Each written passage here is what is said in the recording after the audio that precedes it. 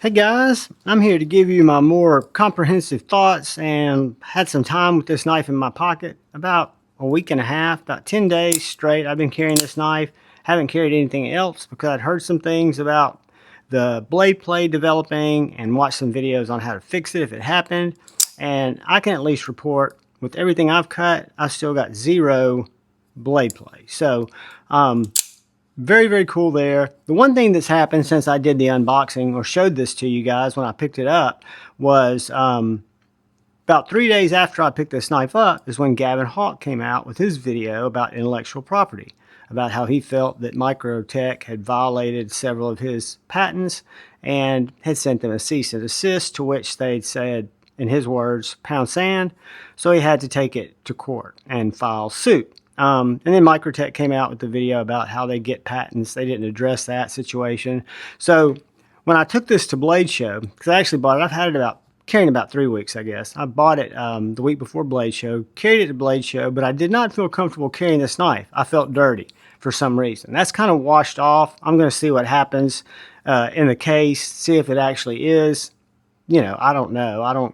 All I can do is talk about, in this video, my thoughts on the knife, and I wanted to get that out there because it did impact me not carrying it at Blade Show. It was one of the 3 knives I took. I carried it on the way over and the way back, but did not carry it when I was there. I just carried my Medford. I carried a Bulldog, TRM Bulldog, and I think I had one more folder. But anyway, bottom line is I really like this knife. I did a comparison video yesterday with this and the axial shift, which is a little bit more than 100 bones less than this knife. More like probably 175. I'd have to check my math. But there's some distinct differences. For one, this is the Ultratech Gen 3, I think, but it's zero blade play. You can get it in any blade style your heart desires, but it's impressive how tight the lockup is on this. And I learned from a couple of videos a couple of things. The reason that this knife comes with Torx screws, 5 screws, you've got 2 or 4 T8s and 1 T30. So I'm not going to take it apart right now, but all you do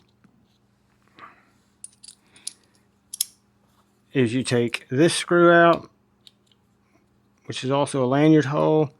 You take these 4 out and you pinch the knife together while you're doing that because there's some spring tension under it and you don't want this button to pop off. So when you get all your screws off, you want to hold the knife together, hold the button in, take this top off, and then start removing your internals. There's another unique feature, and I will do a disassembly on this knife when I need to clean it out. They've got ports for you to blow compressed air. They've done some tests. I saw some videos where they run, they take sheetrock dust and pour it down the actuator there, and then it stops it up inevitably, and they try to clean it out with compressed air. Then they take it over to a sink and they just run water through it. Then finally they take it apart and clean it out. But the blade, when you get in there, there are a couple of things. If my video is not out and you have one of these and you take it apart, I would suggest you watch the video. It's a little different than OTFs I've taken apart before. The mechanism is from ones I've seen. I've never owned a deadlock. This is kind of my first experience with it. But the carries, you do need a tiny little flathead screwdriver. I'm going to use this guy because there's a little set screw at the back of the blade when you go to take it out finally and remove the blade. Just a cool disassembly, but what I can tell you that I've loved and continue to love about this knife that's impressed me because I didn't think I would necessarily fall for these features of the knife. For one, OTFs are traditionally, I cannot deploy them and close them. I can deploy them, but my thumb's not strong enough to pull them back without giving it one of these on some of the harder ones. But this zero blade play action is thunderous, so it's very snappy. I can feel it kicking in my hand, but it's very easy to actuate. So I really like that feature. I think that's great. I love the fact that they've moved to Torx hardware, and they've even got a video that Microtech put out that shows how to disassemble the knife. They go through all the different cleaning scenarios, which are what these 2 ports are back here. Keep that in mind, to either blow compressed air if you just got a little bit of debris in there, or you can run it through the sink. then just re-oil it. Put a little bit of rim oil is what they suggested. I probably wouldn't use rim oil. I'd probably use nano oil. Well, I'd probably use my KPL lightweight. But in either case, a little bit of oil to re-oil it if you run it through water or if you dry it out with air too. But just, I've been amazed, and we'll look at a couple of other out the fronts. The blade geometry on this is very thick on this drop point. It's very slicey. It's M390 MK, which is Microtech's little tweak of M390 that they worked with Bowler on. USA made with, if it's Bowler, some Austrian parts, right? You've got the Ultratech logo, the Microtech logo engraved there in the handle, but besides that, it's very understated. This is what I would consider a base model, just a black handle, Stonewashed blade, nothing fancy. I want to say it was right under 4 bones. So it wasn't cheap. I traded for it. I traded a knife for it with my local knife dealer. But what I also really like about one of the changes they made in the Ultratech is the glass breaker is not nearly as tall and obtrusive. It's a lot smaller. So that being said, I don't mind the glass breaker. I do feel the clip, which goes in and out of the pocket great. Let's just show you how that works. You got that ceramic ball. I mean, it's just like bloop. And that's how it carries. You can put a lanyard through that bolt there if you want to, that body screw. That's the clip screw that is reversible. But in and out of pocket like nobody's business. Very low profile.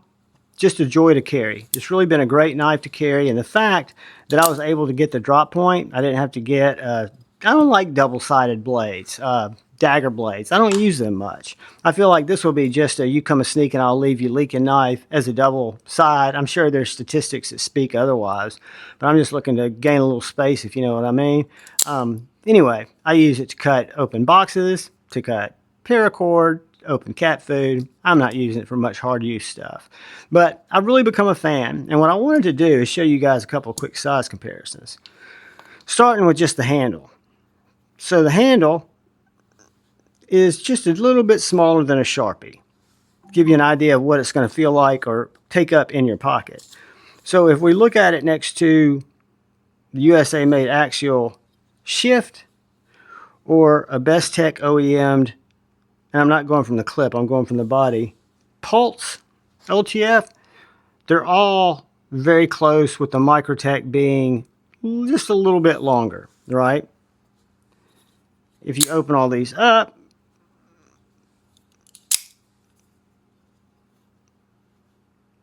again, I'm not lining it up from the end of the glass breaker because these other two don't have glass breakers. I'm just lining it up from the body. So the Microtech is indeed longer. The blade's a good, maybe a ½ inch longer. Definitely the sliciest of the three here. Let me get a little paper. Now, the Bestech action, just FYI, is smooth. I can get it with my finger. The shift is smooth. I can get it, but I have to do the side finger. It's not a problem. A lot of my OTFs are like that. The only other one I don't have over here is my MaxAce Neptune. But guys, this is the factory edge. If y'all have ever had a Microtech, I've had two. I have two, a Stitch, Ramlock, and this one, and they've been some of the sharpest knives from the factory that I've gotten. Another little difference about the zero blade play mechanism and the way that you reset it, I've not had this knife fail, but from time to time when I get debris in there, at some point it's going to fail. It's not going to deploy all the way. Well, usually what you do with an OTF or the standard Microtech is you pull that blade out to lock it back in place, and then you're back in track, right? Here, if it was to not deploy and get stuck in between, you take it and you tap it on the ass. So you're locking it in the closed position to reset it, as opposed to pulling it out in the open position. I found that kind of interesting. Thought it was kind of a neat change. Don't know why they did it, but they did mention it to me when I was talking to my buddies at Knife and More, where I traded for this guy. Just to give you some real dimensions, I think it's going to be PM2 size. A little bit longer than the Spyderco PM2, but not by much. So from the back of the handle, you're at 8 1/4 inches. If you go from the back of the or the glass breaker, you're right over 8 1/2. We're going to measure from the body. So that's a 3 1/2 inch blade. Doesn't look that long, but it is. 3 1/2 inch blade. And you've got a 4 3/4 inch body. And that's not to the glass breaker, that's to the body of the knife. So 4 3/4, 3 1/2. And there's a little bit of variance in both of those measurements. And then if we take our thickness gauge or our calipers, this guy's going to be right around 1/2 inch, I think, 0.49. Blade stock's thin, one of the thinner OTFs I have, 0.1255. Behind the edge, which I'm never good at getting, but this one's going to be very, very thin. Whoops, I missed it. I missed it altogether.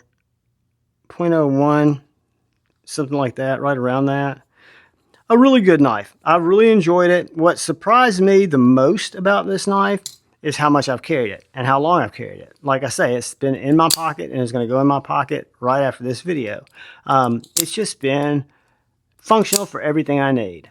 Opening food at night, opening cat food in the morning for Tippy, cutting paracord when I need to, opening Amazon packages, other packages that come in, breaking down cardboard. It's just kind of been a go-to knife. And I'm looking forward to the blade starting to get a little bit janky, because we'll go in there, I'll do a disassembly video and show you how to tune this knife. I just don't want to take it apart before it needs it. But I hear it'll need it at some point. Guys, thank you for watching. I hope you found this informative. I did the initial kind of unboxing showing that I bought my first Microtech, but I didn't know enough about it except from the way it felt. And then that happened with Gavin. A lot changed. A lot of my emotions kind of got involved in it. I'm kind of getting over that now and continuing to carry it. The only place I didn't carry it was Blade Show, and I went up and said hey to Gavin and told him I hated he was going through that. He was very appreciative. He's a very nice guy, and he gave me a shirt. He gave me a Hawk shirt. So I like that guy. I like his knives. It's just not in my price point yet. But guys, this is, if you're looking for an OTF that has zero blade play, go handle one. There's probably a knife store somewhere around you, hopefully. If not, I can tell you, Javon's word of honor, mine had zero blade play, still has zero blade play, is the easiest knife I have to actuate. It's thin and slicey, comes in a lot of different blade choices if you don't like the drop point. If you like a dagger, it comes in a dagger. If you like a Wharncliffe, it comes in a Wharncliffe.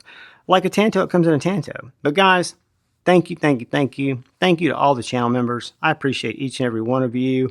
Thanks to all of you who come in and watch my knife and EDC content. Do me a favor, hit the subscribe button, the bell notification icon, and the like. But most importantly, look out for the guy or gal to your left. Please look out for the guy or gal to your right. Please look out for one another. Go forward with love in your heart and choose debate, not hate. I love you all. Peace.